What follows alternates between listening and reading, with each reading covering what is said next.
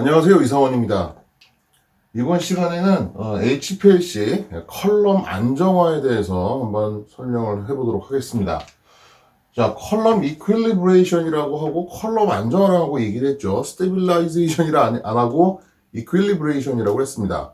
근데 또 컬럼 평형화라고 안 그래요, 또. 그래서 보통 의미는 이제 이퀄리브레이션이 맞아요. 맞는데 일반적으로 우리가 쓰는 용어로는 그냥 컬럼 안정화다. 이제 이렇게 얘기를 합니다. 컬럼 안정화라고 하는 건 뭐냐면은 컬럼 안에 분석하기 전에 샘플을 주입하기 전에 컬럼 안에는 이동상이 일정한 속도로 흐르고 있어야 되죠.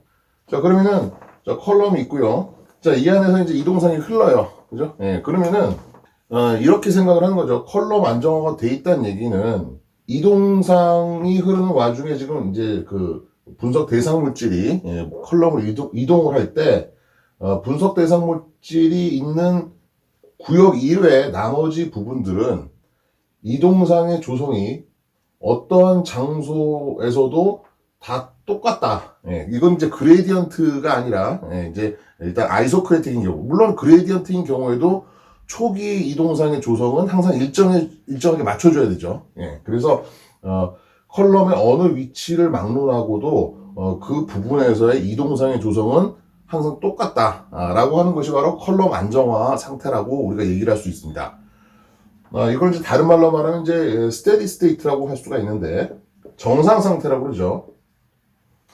그래서 계속적으로 물론 이제 그 어떤 위치에서의 그 이동상의 그 물질은 계속해서 이제 컬럼 안에서 이동상이 이동을 하니까요. 그죠? 이동을 하니까 이 위치에서 존재하는 어떤 그 이동상을 이루고 있는 분자들은 계속 바뀌지만 그 조성은 항상 일정하고 그 농도는 일정하고 그 물질이 있는 것도 마찬가지로 항상 일정하게 존재를 한다라는 거죠. 그래서 겉으로 보기에는 지금 계속해서 움직이고 있지만은 그 자체의 어떤 부분에서의 농도라든지 조성이라든지 하는 것들은 항상 변하지 않는 상태. 그걸 우리가 스테디 스테이트라고 얘기를 하고요. 그걸 우리가 이제 정상 상태라고 얘기를 하죠. 그래서 컬럼 안의 이동상의 조성을 정상 상태로 만들어주는 것을 우리가 컬럼 안정화 혹은 컬럼 이퀄리브레이션 이렇게 얘기를 합니다. 자, 그러면 컬럼 안정화가 됐으면은 이제 뭘 보고 확인을 할 수가 있느냐? 그러면은 크로마토그램의 베이스라인, 실시간으로 이제 측정이 돼서 나오는 베이스라인이 일직선이고, 항상 평평하게 이렇게 나왔을 때 우리가 이제 컬럼 안정화가 됐다. 이렇게 됐을 때 비로소 우리가 이제 샘플을 인젝션을 해가지고 분석을 할 수가 있게 되는 것이죠. 그러니까 다른 말로 말하면은 사실 컬럼 안정화를 시킨다라고 하는 거는 컬럼에다가 이동상을 얼마나 흘려야 되느냐로 그런 걸로 따지는 것이 아니라 사실은 나오는 베이스 라인이 평평하고 일직선으로 나오고 있느냐를 확인하는 순간이 바로 컬럼 안정화가 되는 순간이라고 여러분들이 생각을 하시면 돼요. 그런데 이제 가끔 보면은 좀 약간 후진돼서 만든 HPLC 시스템이라든지 이런 것들 보면은 인젝션을 하기 전에는 이 모니터링, 베이스라인 모니터링이 안 되는 경우도 있을 수가 있고요. 또 어떤 경우는 이제 빨리 분석을 해야 되니까 그러니까 이제 이 플랫하게 안 나오고 약간 올라가거나 약간 내려가는 상황에서도 그냥 인젝션을 하는 경우도 있을 수가 있죠. 사실은 모니터링을 했을 때 베이스라인이 이제 일정하게 평평하게 나와야지 우리가 안정화됐다고 보는데 그게 아니라 컬럼에 흐르는 이동상이 어느 정도 흘러주면은 안정화됐다라고 이제 이렇게 보통 얘기를 많이 합니다. 그래서 그 기준이 이제 보통 어떻게 돼요? 컬럼 볼륨의 10배. 그죠? 그래서 보통 보이드 볼륨, 뭐 V0라든지 아니면 VM이라고 보통 얘기를 하는데 컬럼 볼륨의 10배를 흘려줄 때 우리가 안정화됐다라고 보통 이제 많이들 생각을 하죠. 자, 그 다음에 요런 보이드 볼륨 혹은 V0 혹은 VM이라고 보통 얘기를 하는데 이런 보이드 볼륨을 측정하는 방법은 물론 여러 가지가 있습니다. 그래서 실험을 통해서 알 수도 있고요. 아니면은 컬럼 자체의 최적, 컬럼 자체의 부피를 계산을 해서 거기다 공급률을 곱해가지고 우리가 계산하는 방법도 있는데 가장 간단하게 계산할 수 있는 방법이 보이드 볼륨. 이거는 이제 단위가 밀리리터고요. 그 다음에 여기다가 0.1 곱하기 컬럼의 길이를 곱하는 겁니다. 컬럼의 길이. 그래서 이때 컬럼의 길이는 이제 단위가 센티미터가 되는 거고요. 요런 이제 식을 쓴다 그러면은 그때는 직경이 언제인 경우 4.6mm. 이 경우에 이제 이런 식을 써가지고 우리가 계산을 할 수가 있다는 얘기죠. 그러니까 만약에 직경이 4.6에다가 뭐 길이가 100mm, 그죠? 예, 그러면 센티미터라면 10cm잖아요, 그죠? 예, 그런 경우에는 우리가 그 칼럼의 보이드 볼륨을 1mm다라고 우리가 이제 생각할 수가 있는 것이죠.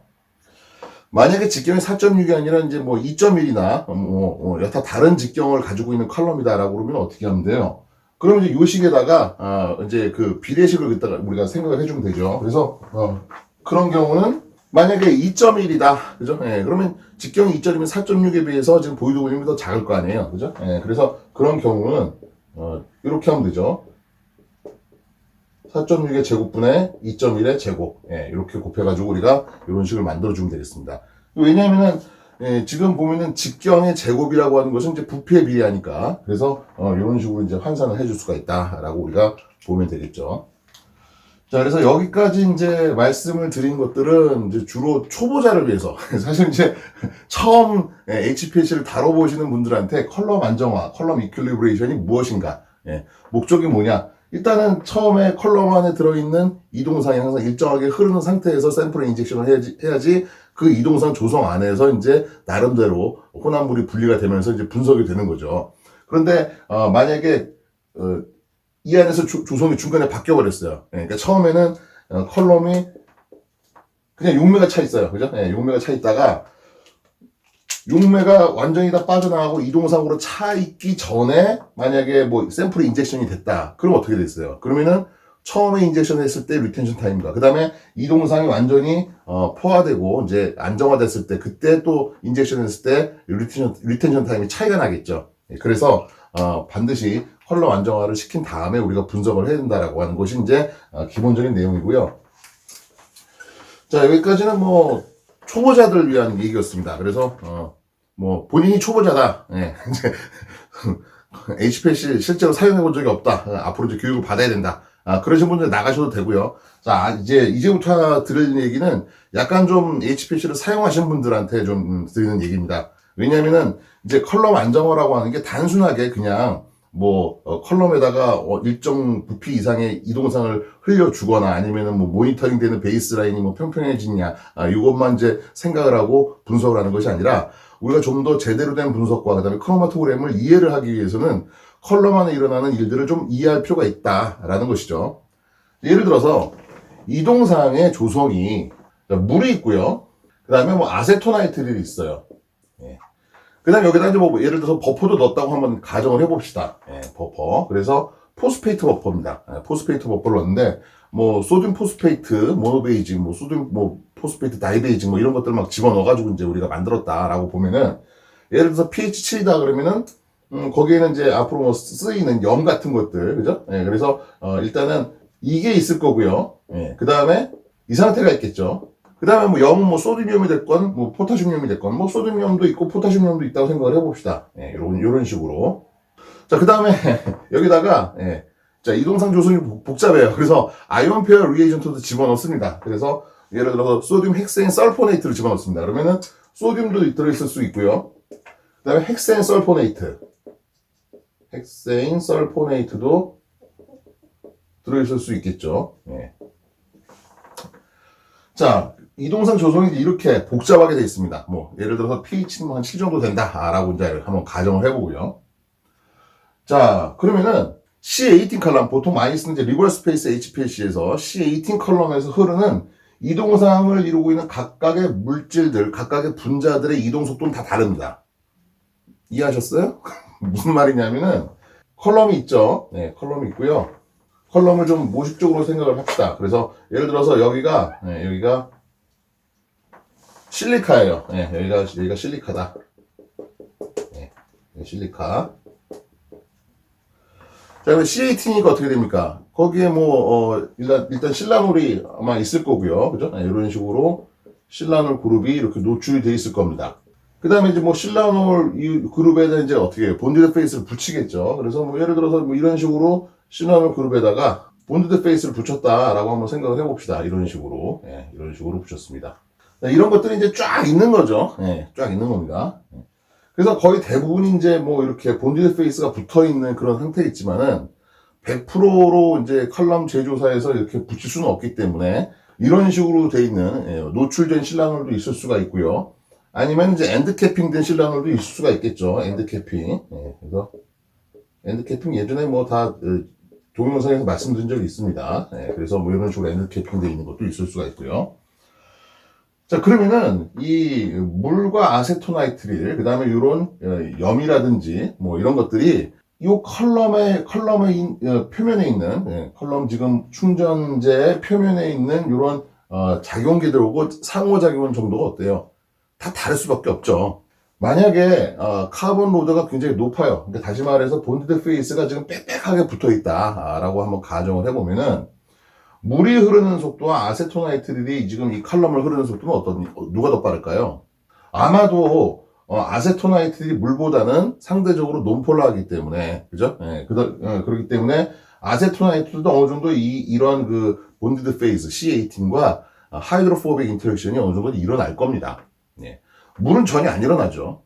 그러니까 물 같은 경우는 아마 아세토나이트보다 더 빨리 흐를 수가 있어요. 그러니까 거의 대부분이 이런 식의 본디드 페이스가 붙어 있다라고 한다면은.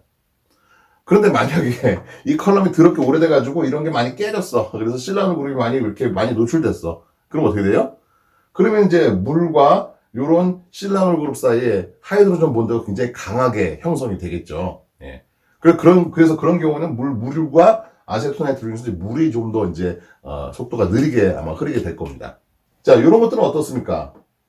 H2PO4, HPO4, 그죠? E- 이런 것들도, 이런 것들은 사실 굉장히 폴라한 물질들이고요. 폴라한 물질들이니까 본디드 페이스는 전혀 하이드로포빅 인터랙션이 안 일어나고, 만약에 실라놀 중에서 이런 식으로 네가티브 차지를 띠고 있는 부분이 있다, 라고 한다면은, 물론 뭐 지금 pH7이니까 어때요? pH7이니까 사실은 요거의 pK가 3.5예요. 3.5니까 4.5, 5.5. 거의 대부분이 다 네가티브 차지를 띠고 있겠네요. 그죠? 그러면은 이런 경우는 이제 어떻게 돼요? 플러스 차지를 띠고 있는 이런 것들은 어떻습니까? 이런 네가티브 차지를 띠고 있는 염들보다는 굉장히 천천히 이동을 할 겁니다. 그죠? 물론 이런 것들도 가만히 붙어 있지 않고 어떻게 돼요? 붙었다 떨어졌다 하면서 이동을 하겠죠. 아마도 이런 것들은 굉장히 빠르게 이동할 거고요. 그 다음에 헥센 설포네이트 같은 건 어때요? 이건 네가티브 차지를 띠고 있죠. 그런데 헥센 설포네이트니까 하나, 둘, 셋, 넷, 다섯 해가지고 이런 식으로 돼 있는 물질이에요. 그죠? 그러니까 네가티브 차지를 띠고 있으니까 이런 실란울과는 전혀 상호작용이 안 생기는데 여기 지금 보면 굉장히 논폴라한 부분이 있죠. 그러니까 이런 논폴라한 부분 마찬가지로 C18과 하이드로포빅 인터랙션이 일어날 거예요. 그러니까 우리는 이동상이라고 하는 하나의 상위, 그죠?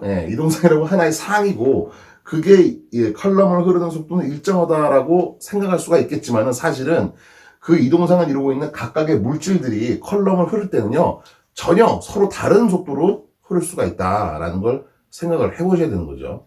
자, 그 다음에, 그러다 보니까 이제 어떻게 돼요? 그러다 보니까 사실 서로 다른 속도로 흐르더라도 어떤 이제 상황이 일어납니까? 나름대로의 고유한 속도로 흐르다 보니까 처음에는 조성이 좀 달라질 수 있어도 그죠? 뭐 나중에 뭐 빠르게 흐르는 거 있고 뭐 느리게 흐르는 거 있고 그죠? 더 빨리 흐르는 거 있고 좀 느리게 흐르는 거 있고 이렇더라도 이 부분에서는 조성이 일정하지 않더라도 나중에 가면 어떻게 돼? 이쯤 되면은 똑같아지겠죠, 그죠? 이런 상태를 우리가 뭐라 그래요?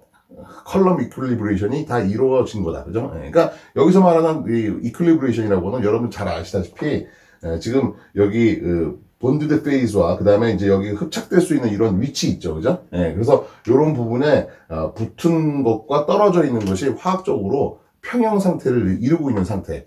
그런 상태라고 여러분들이 이해를 하시면 되고요. 그러다 보니까 이제 이렇게 그 속도 차이가 나는 곳에서 이제 어떤 현상이 생겨요? 이런 것들이 각각이 다 UV 흑광이 서로 다 다릅니다. 물 같은 경우 UV 흑광 거의 없어요. 그죠? 아세토나이트릴도 다른 용매에 비해서 UV 흑광은 없는데 물보다는 그래도 조금 있는 편입니다. 그죠? 자, 그 다음에 H2PO4- HPO4 E- 이런 건 어때요? 이거는 이중결합이 들어있기 때문에 이건 흑광이 있어요. 특히 저파장, 그죠? 단파장에서는 흑광이 있습니다. 이런 것들은 흑광이 없죠. 얘 흑광 없고, 얘 약간 있겠죠. 그래서 이런 것들도 마찬가지로 그런 연유로 인해서 차이가 나는 그런 베이스라인을 우리가 볼 수가 있다라고 하는 것이죠.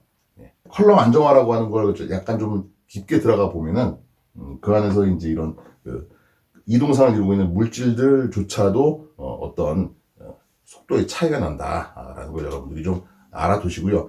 이 사실을 알면 이제 우리가 어떻게 해요? 네거티브 픽이 여러 개가 막 나오는 걸 이제 우리가 이해할 수가 있습니다. 자, 그래서 오늘 여기까지 하겠습니다.